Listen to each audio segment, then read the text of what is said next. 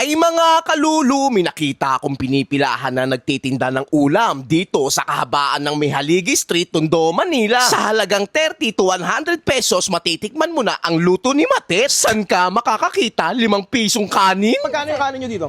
5 piso lang po. Wow, 5 piso lang? Opo, dito sa Tondo kami na lang po ang nagtitinda ng 5 pisong kanin, kaya medyo maraming kumakain po.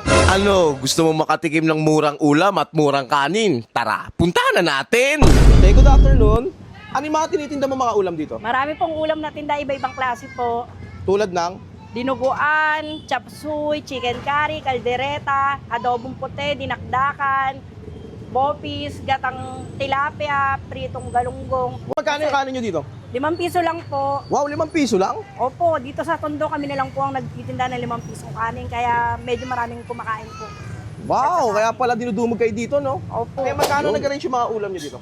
May kalakalahati po, may 50, may 30. Pwede pala umorder ng kalahati. Opo. Wow, para sa mga ano, no, konti ang Pangmasa budget. po, pangmasa. sa Pangmasa mga talaga, no? Tuwing oras kayo nag-open tsaka nagsasara? 10 a.m. po hanggang 8 p.m. Okay, saan po yung exact location nyo? Barangay 262, may Haligi Masangkay.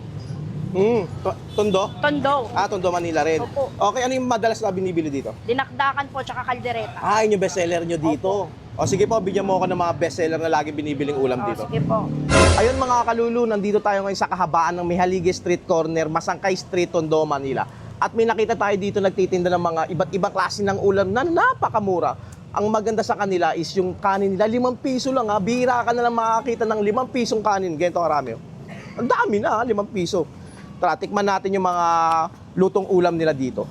Sa halagang 100 pesos, pwede ka nang bumili ng dinakdakan nila. Napakarami ng serving, oh. Walang vlogger dito, ganito talaga serving nila. Parang good for 2 to 3 person siya, ha? Napakadami, dinakdakan.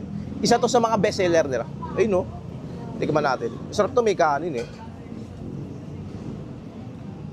Mainit.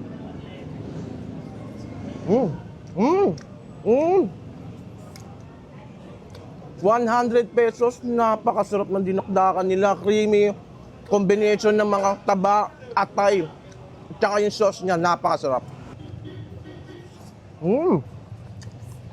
At meron din sila ditong spare ribs caldereta sa halagang 100 pesos lang. Kita mo naman, no? Napakadami ng serving. Good for sharing pa rin siya. Sarsa pa lang ulam na, oh. Isa to sa mga dapat yung tikman dito.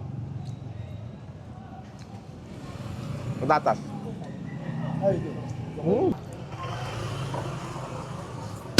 Kung gusto nyong makatikim ng mura at masarap na luto ni Matet, mapapalulok ka sa sarap. Yun!